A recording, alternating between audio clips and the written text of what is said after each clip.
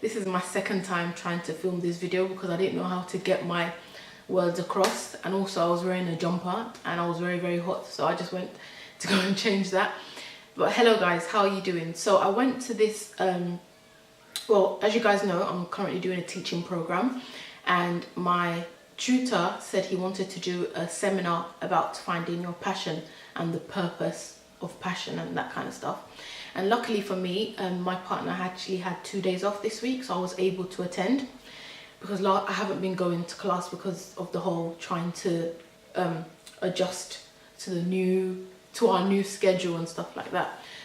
So I'm gonna insert the clip of the of bits of the seminar. Do you really love what you do with your life now?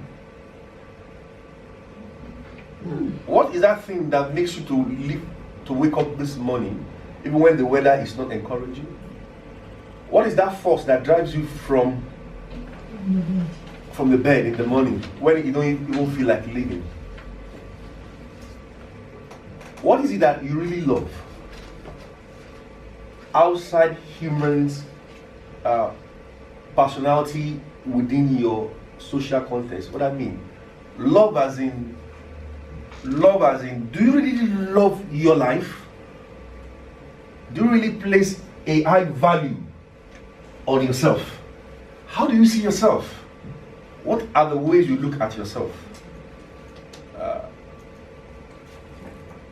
And these are questions of passion.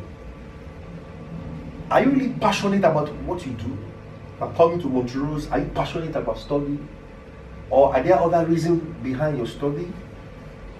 So we will look at this, the concept of calling. Steve Jobs said, if today were the last day of my life, will I want to do what I'm doing about what I am about to do today?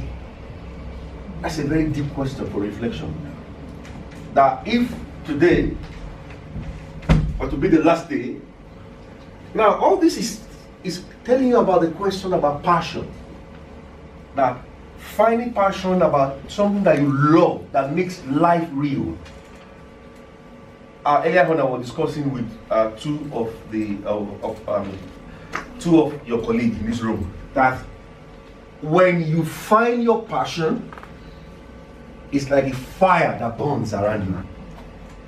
People that have passion, they don't need to talk, you see that all over them. People that live with their passion shows in their personality. And people wonder, why are they always smiling? Why are they happy? What's happened to them? Whether they are poor, they are rich. There's something about passion that is magnetizing and is attractive. It cuts across religion, faith, ethnicity, color of your skin. You forget people's color when you see them with their passion. Because passionate people, they are not ashamed to express who they are. They are like a child that comes in the room and starts dancing to a music that you don't even know where it's playing. And then you wonder, where is orchestra that is playing the music for them, for that child? And an invisible orchestra, and they start playing. So, to know that you have a passion, there's a playfulness in your life that reveals you are passionate about life. And that's why when you're too serious all the time, that's something we need to look at.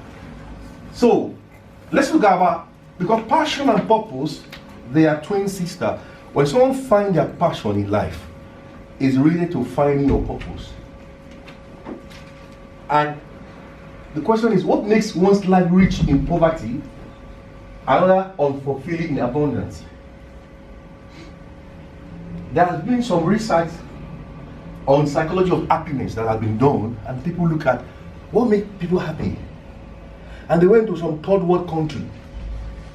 And I was fortunate to be born in one of the countries that was tagged the most happiest country in the world, Nigeria, by name. And they found out that people live in slum and they live in poverty and they're happy. And then they come to advanced world And they look at the rate of depression increasing, teenage suicide in first world countries. And they couldn't, what's that? How can people live in poverty and they are happy? And they go about with their life happy, smiling. There was one popular musician, late musician, in Nigeria that sang a song. His name was Fela Aníkúlápó. He said, suffering and smiling. And then you come to people that have abundance and they commit suicide. Only last week, one popular musician in America committed suicide. We have millionaires that take off their life. And then some people don't have that millions and they're happy. And some have millions and they are depressed. How can you be a millionaire and you are depressed? What's the money? Yes. I think number one. Yeah. And then it got me thinking, because as you guys know, I've read this book, and this is I'm reading it again because I believe it's a book that you have to keep reading. It's called The Secret, and it really, really got me thinking about everything when I left. So when I got home, I was thinking, even me being on that teaching program, that is not my passion. My passion is not teaching, but because I know it's going to pay the bills, I'm doing it. I have to be realistic. I was like, okay, yeah, let me do it. But then I was thinking to myself, if I do something like me, I've been going through a lot of self-reflection, just being more aware of myself. And I realized that I've been on this journey since my brother passed away, because it made me realize that life is very, very short, and you need to either do more of what makes you happy or figure it out or do something, because it can be gone within a flash. So he was like, oh, he gave us this this worksheet thing, and I'm gonna try and type it up and put it in, put a link. I don't know how I'm gonna link this. I don't know if you can link a Word document. I don't know. I'll find a way to put some of the questions for you guys to think about, following your passion. Oh God. I don't know what kind of video this is going to be. I think it's just going to be a talking video. So I don't know. I hope you're eating dinner when you're watching this. And I really, really feel like there isn't that much of us in the health and fitness industry, and especially women of African culture. And I really want to help mums, especially African mums, because some of us, you may find that you, as a mum, you tend to let yourself go once you've had children, because you lose your. One thing that the tutor said to me outside of, he's been preaching this to me. He said to me, before you got with your partner, before you got married, you was yourself. Like you had a particular identity. Once you have children, they take from you, as in they want from you. Your partner wants something from you, so you sort of spread yourself, like you're going at all different angles. He was like, always remember not to lose the identity that you started off with before you had children, or before, even if you don't have kids, but before you got with somebody. Don't forget that identity that you have. And I really, really want to, and one thing that I struggle with, and I don't know if you guys can relate, is that I have this voice at the back of my head. Like it's in my subconscious, I believe, through reflection, that I always feel like I can't do something. Like even when I started this whole fitness thing and people started asking me, oh my God, can you help me? I want to get fit, or I want to lose weight. I'm thinking to myself, like, why are you asking me? I don't have the I'm not a personal trainer. I don't have the qualifications. Somebody at the gym, you guys have seen him in my videos sometimes. He sort of takes me through a few workouts and just, teaches me, because he's actually a personal trainer. And he said to me, you don't need qualification on paper to help somebody get to their fitness goals. But I want to take it to more than just fitness goals. Like I want it to be more than just about the physique. It's really, really about your mental state. I am big on working on your mental health. I am so big on it, because I know what it's like to be unhappy, and I know what it's like to feel like, you know, everything is against you, like all you see is darkness. I know what that is like, and I'm so happy I'm no longer in that place anymore, and I want other people to feel how I'm feeling now, even though it's not like I've achieved everything I want to achieve. But then one thing I realize is that if you're not in a happy state, even if you achieve everything you want to achieve in life, there will always be a sense of darkness. That's why you see some people that are like multi-millionaires and then, you know, they commit suicide, or they're going through depression. Like the people that you least expect to be going through things, because you think, oh well, they have all the money in this world, why are you depressed? You're rich, or you have. But then it makes you think that, you know, happiness is just more, there's more to happiness than materialistic things. And that's one thing I struggled with for a long time. Obviously, for example, my dream car, I would love to be driving a Range Rover. It's always been a dream car of mine.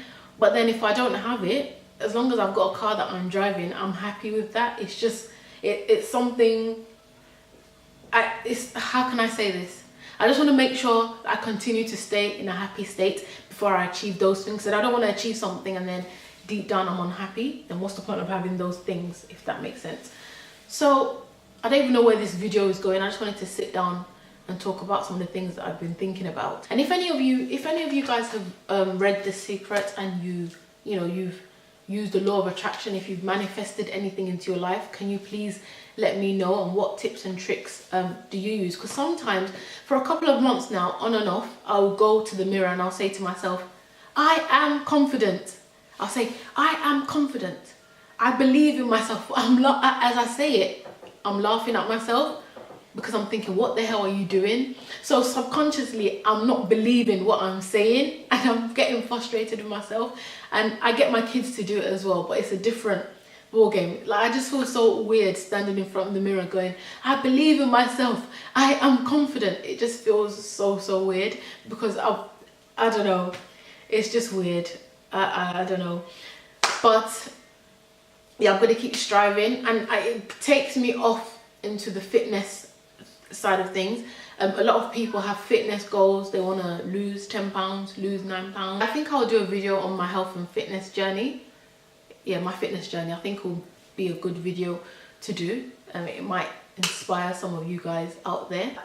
I'm very guilty of reading. I read a lot of books. I'll read, I'll reread. I can read it 3 times, 4 times, but then I don't take any action. And there's no point in reading if you're not going to take any action. How do you expect for something great to happen to you if you're not working towards it?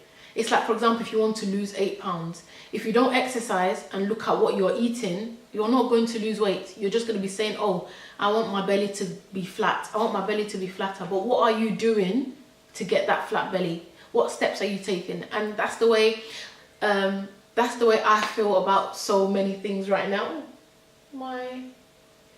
That's the way I feel right now. I'm like, well, okay, what can I do? Because to be realistic, it's hard to, like, as a mum, one thing I really struggle with is executing my plans.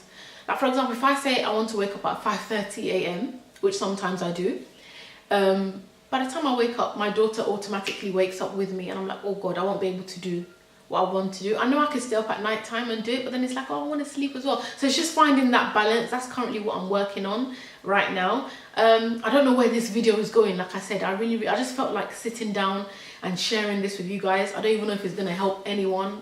I don't know. But anyway, thank you very much for watching. I don't even know if I'm going to upload this. I don't know if I'm going to upload this. I really don't know if I'm going to upload this. But anyway, thank you guys for watching, and see you guys in my next video. Yeah, bye.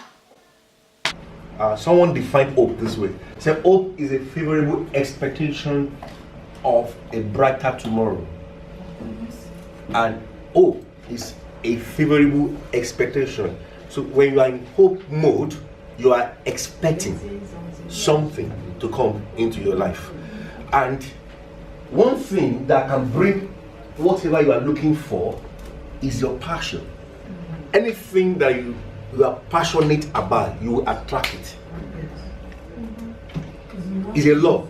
Regardless of your religion, your philosophy, whatsoever.